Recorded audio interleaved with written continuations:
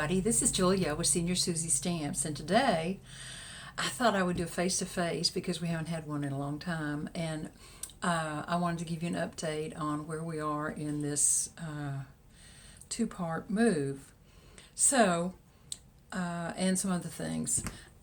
We have an offer on the farm finally, and it's under contract, and we are now in the due diligence phase, so we are optimistically hopeful, but it you never know until they go through the due diligence whether we're not going to be able to get this sold or not. But at any rate, so that's the first thing.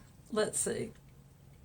I have an upcoming watercolor beginner series that should start, and I had hoped to get it started in late August, but with the farm sale pending, we're going to have to make some trips back to the farm to get the rest of the house cleaned out and what have you. So I may kind of fall off the radar for a few weeks, but I'll be back soon. And the watercolor series will probably be starting maybe the second or third week of September instead of August. In starting a new project for the studio, I thought maybe we would do just a little tiny studio tour today. I am so blessed to have it here in this little tiny house that we have in Blairsville. But at any rate, so in starting a new project like watercolor, I have new supplies, and I have to find out what to do with them in order not to run myself completely crazy. And so, my neighbor 2 doors down had a little yard sale, and I found a very nice little cart, which I'm going to show you in just a second, and a postcard wall hanging wall hanging rack. So I'm going to show you that here in a second too. But I'm going to pick the camera up and we'll do a little quick tour of the studio, and you can see where we are at this point.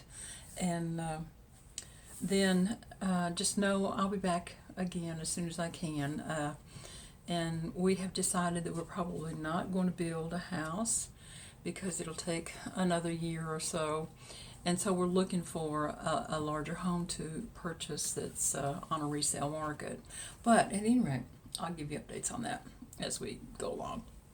So let's get started because I want to show you my yard sale finds, because I never go yard selling because I'm such...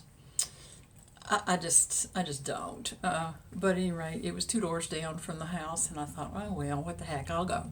And I want to show you what I found because it's fun. So I'm going to turn the camera around and we'll chat some more. Hang on.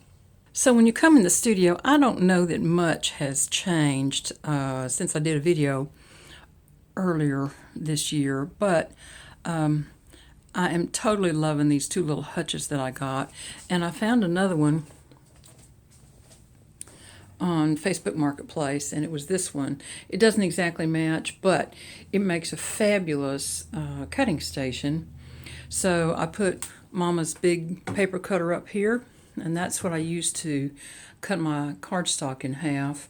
And then I have my smaller paper cutter and my scoreboard here, and I've put them on this little, this cabinet stuff, and they don't move, and they're just wonderful. Now, this is the little postcard wall holder that I found at this yard sale, and it's working great for my lateral cards. I have the portrait style cards over here in this small card stand. My big card stand is in storage. So let's see. Now this, I can't wait to show you this. This is an origami cart. I was so tickled to find it, I can't tell you. So it just opens up like this, and it has these 2 little shelves down there and a solid shelf at the bottom, and it has really nice substantial locks that come up. So that's not going anywhere anytime soon. At any rate, not the way I'm going to use it. So I have all my stash of watercolor accoutrement here, and I thought I would start to show you a few things that I've gotten. And let's just start with paper right now. And I have two different papers. One is this Strathmore, and it is just 12 sheets. I thought I would start small. And then I have this, I can't say that word, watercolor pad that I got that has 30 sheets in it. And they're both about the same weight. And they're cold press watercolor paper because I happen to like the texture on cold press. So these two little guys are going to go down and live on this shelf down here for right now until I change my mind. I reserve that right. So let's look at the paints. I have these metallic paints that I have never opened. I've had them for a couple of years now, working up my courage to start watercoloring. And I have this set that y'all have seen before that I've been using in my first days of watercoloring. And then I got some tube paints when I got my book, and we'll go through in just a minute. So these watercolors are going to go down here and live on this little shelf right here. And I have a book of flowers. It's called the Flower Color Guide. It has a lot of just fabulous photographs. And I got it just to try to look for shading on prints, because that to me is the most challenging thing about painting, is getting all the shading in that you can add to make your watercolor depth look right. So at any rate, this is a great little book guide, and so it's going to go down here and live on that shelf too, I think. I have a little small clipboard in case I want to do some work on the back porch. And I have a new palette for my tube paint. I got this at Amazon on Prime Days. I was so tickled to find it. At any rate, this is what it looks like. And it has a lot of nice little trays. Of course, I don't have anywhere near these paints, and honestly, I don't think you need all these paints, but it'll be nice for mixing some colors, because that's another thing that I'm very interested in doing. I'm going to leave this out, but it will go live down there as well. These are the tube paints that I got, and they are all Winsor Newton. I also got some gum, drawing gum, in case I wanted to do some work with that. This is a little tray that I got from the Dollar Tree before we moved, and I've used it for, gosh, a lot of different things. It's pretty handy. We're going to load this up this week, so I'll come back over to this workstation shortly. Now, I have a couple of palettes. One is a Fiesta Ware plate that I found in a thrift store, and one is a real palette that I got from Amazon. I'll leave a link to it in case you're interested. And I think these are going to live on the first shelf right there and right there. I may have to put something between them. So let's see what else is here. I have a nice little case. Let me set the phone down and open this up. Hang on. There. I have this nice little case for my brushes. Now, I didn't buy but 4 brushes. These brushes were all Mama's, and so I'll be using those quite a bit. But this little brush case is kind of nice because you can raise your brushes up like that, so you can see now. And they'll both stand up that way.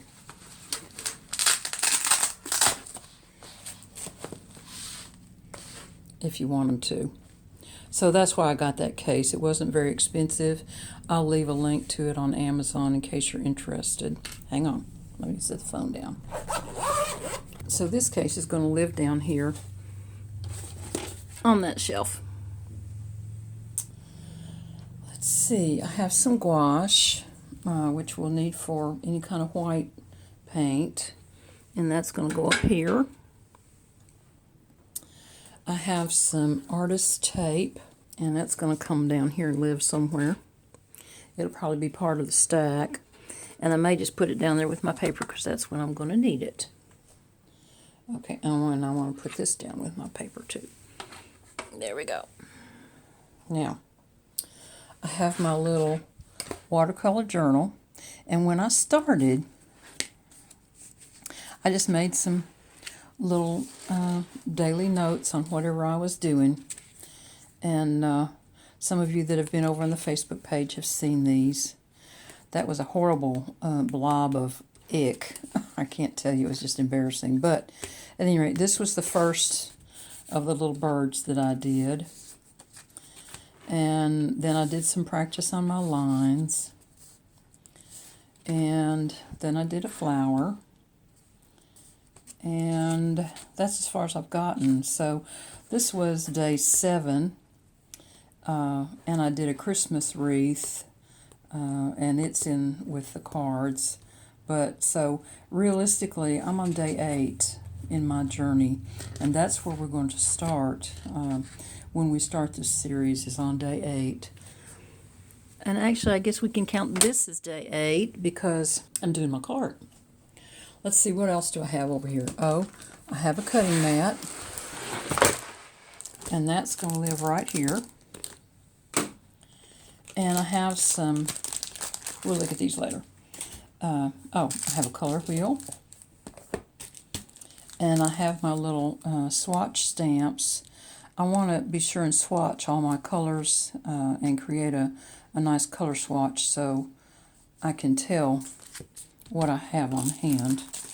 I don't want to buy a lot of colors that are pre-mixed because I have all these inks up here and a lot of them I never use.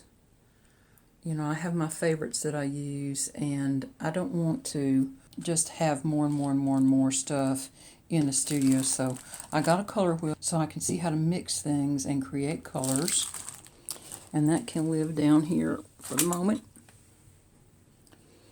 And I have an example of how to do a color chart. I'm not sure I'm going to follow it, but I thought I would use these stamps to start that when I get to it, when we get back. So now, these are the books, and this one I think I've already showed you on the Facebook page and just in a comment on YouTube, but this is the book that I'm going to be using, and I have to put my glasses on. Hang on a minute.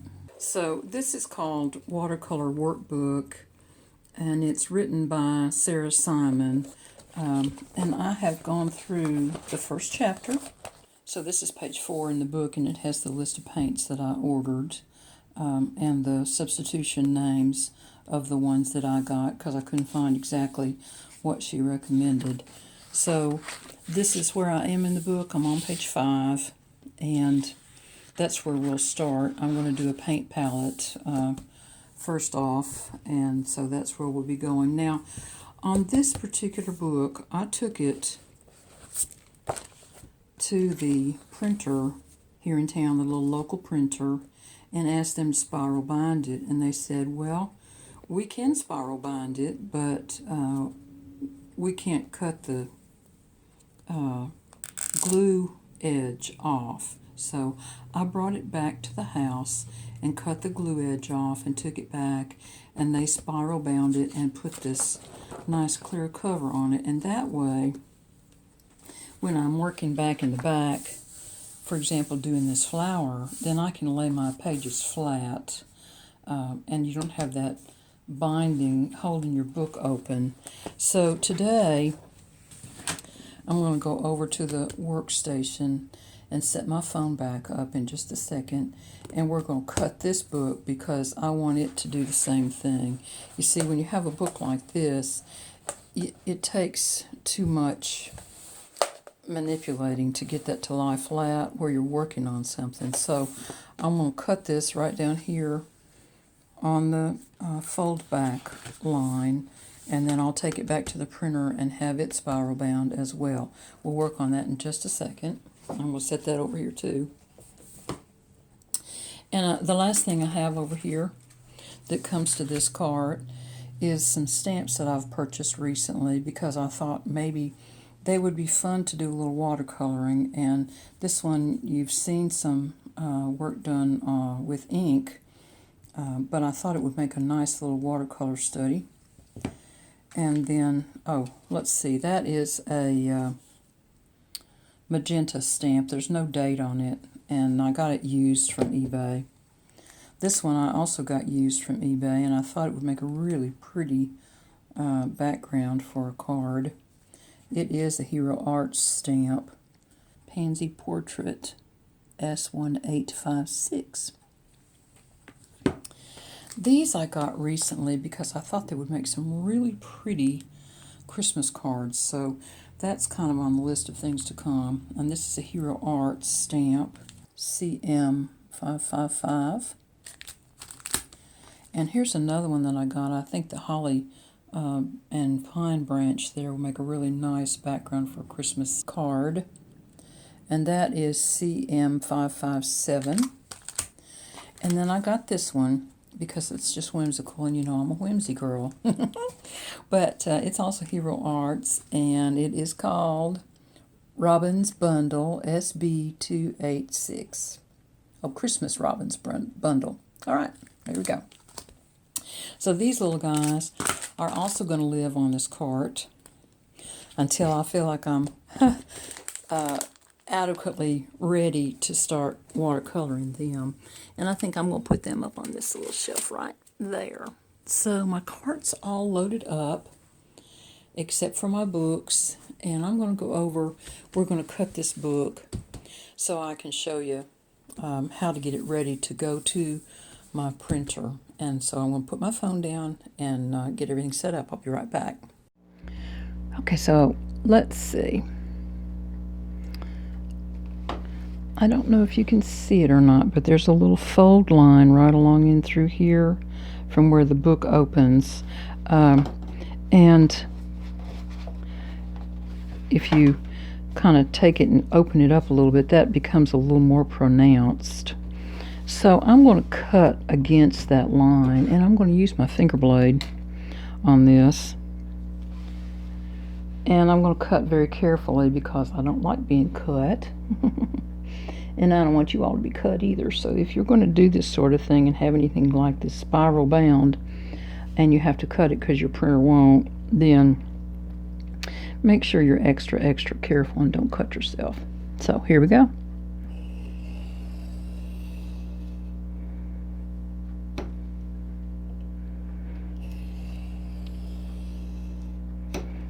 Okay, so there's the first pages. The key when you're cutting this is to pull pages off as you go and keep them in the right order, because you don't want to have to go back and do page counts on everything. Keep them in the right order and keep them the right way up.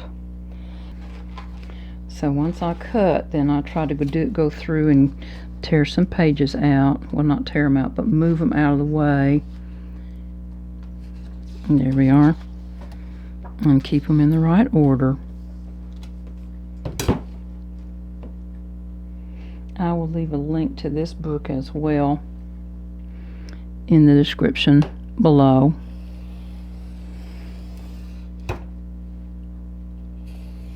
I'm putting some pretty good pressure on this. And it really doesn't take long to do it at all. Okay, I have finally gotten through with this now. It took me 7 minutes, And what I'll do next is to go through all of these papers and see if there's some frazzled edges, like you can see some here. And I'll go ahead and cut about 1/8 or 1/4 of an inch off of this on my paper cutter, depending upon how much room I've got. It looks like I've got plenty of room in the margin here that I can take about 1/8 of an inch off of this. So that's the next step, and then it'll be ready to go and be spiral bound, and it'll be much more useful for me as a learning copy. So there we go, and now all I have to do is clean up my mess.